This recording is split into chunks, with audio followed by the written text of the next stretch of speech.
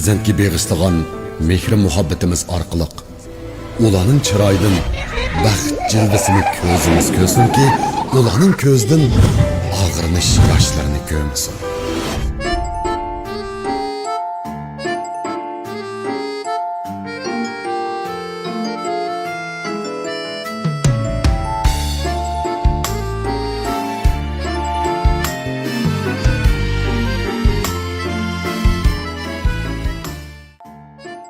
Ukamning bo'ldi, bu yerga o'tiribsiz-ku. Bilasizlar gap talashib qoldingizmi? Yo'q, opamiz dadamiz bizdan yaxshi ko'rmamdi, yo'q. Ukam, opa dadamiz bizni yaxshi ko'rdi. Shu xizmatdan oldirishib qoldik. Yo'q, acha. Suhbatimizga do'stlarimning hammasini opasidan seketdi, men qoldim. Bo'ldi, men bog'i, mana.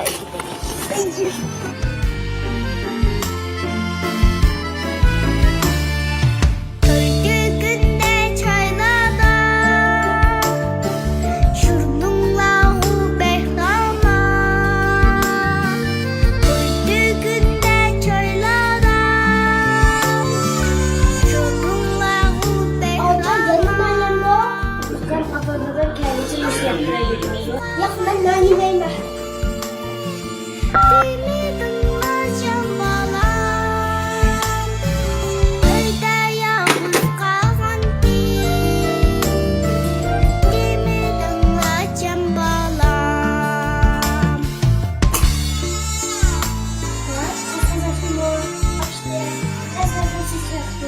Canı çalışıyorum da.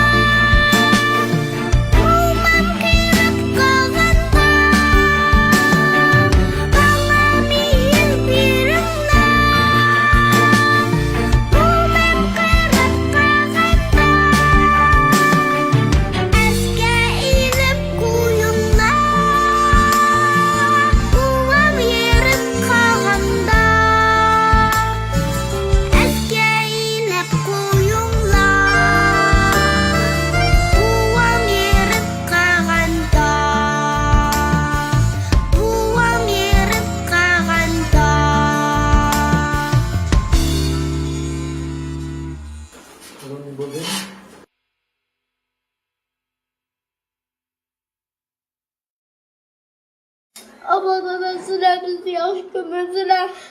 Nimcisinden biz görmemeysiler. Sıra sevendik hocam. Bunu kıyırıp aldı. Mehr muhabbatga to'lgan oila farzandga eng cho'nqir illiqligini, xushalligini beg'ishlaydi. Tugumas to'y to'kin choylardagi ozroq vaqtimizni farzandlarimizga ajratib qo'yaylik. Ular bilan tang kulaylik, o'ynaylik. Mehr muhabbatga qonmagan kichikkina yurak sizning quchog'ingizda qaytadan muhabbatlik so'qsin.